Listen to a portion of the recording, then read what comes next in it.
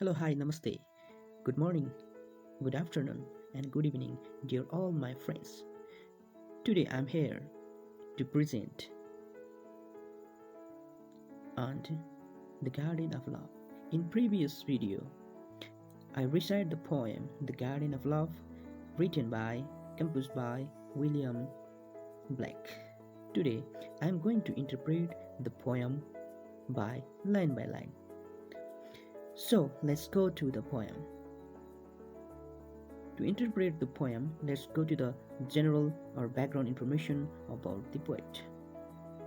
We everybody are familiar with the poet William Blake.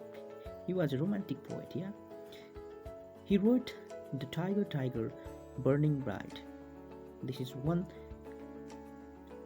poem. So, he was an English poet, painter, and printmaker also. He was against the church, but he was a spiritual person. His paintings and poetries have been characterized as a part of the Romantic movement and as pre-Romantic. The 19th century William Rossetti characterized him as a glorious luminary. William Blake was born in 1757 and died in 1827. This is the whole poem. It has a three stanza. Every stanza there are 4 lines, altogether 12 lines. Let's analyze the poem stanza by stanza or line by line. Let's recite the first stanza. I went to the garden of love, and I saw what I never had seen. A chapel was built in the midst, where I used to play on the green. This is the poem. Yeah, this is the first stanza. Here is the capital letter in Garden of Love. Another is chapel. Yes. In the poem, the poet goes to the Garden of Love. He went to the Garden of Love. He used to go Garden of Love, and he sees something that had never seen earlier. It means the chapel has been built in the middle of the green garden. Yeah, here is a spelling mistake. So the poet used to go Garden of Love in previous time. In present, he goes to the Garden of Love and he sees, which is never had seen earlier. In that garden, the chapel has been built in the middle of the garden. Yeah, Garden of Love. It has a meaning, desire and emotions. In connotative meaning, it has a sexual desires. Chapel is a church. And the poet presents here chapel as a religious values and beliefs. The speaker now has control or restrict his sexual and other desires due to his beliefs. That means due to the church. And values towards the religions, more probably because of God. Okay, let's go to the second stanza.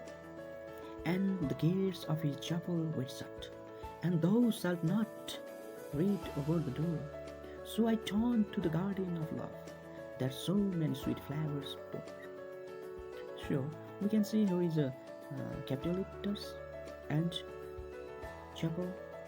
Here is a full stop in thou shalt not. Not, it has commanded. It shows the commandment. Yes, read over the door. Yeah, garden of love. So when he goes to the garden, he says at the mid of the garden there is chapel. In that chapel, gates of the chapels were shut down and written something, thou shalt not. That means forbid the speaker to do what he likes. Yes, the speaker doesn't like the interference of the church religion towards the restrictions of his desires and naturally follows towards many sweet flowers. Let's go to the last stanza. And I saw it was filled with grapes and tombstones where flowers should be.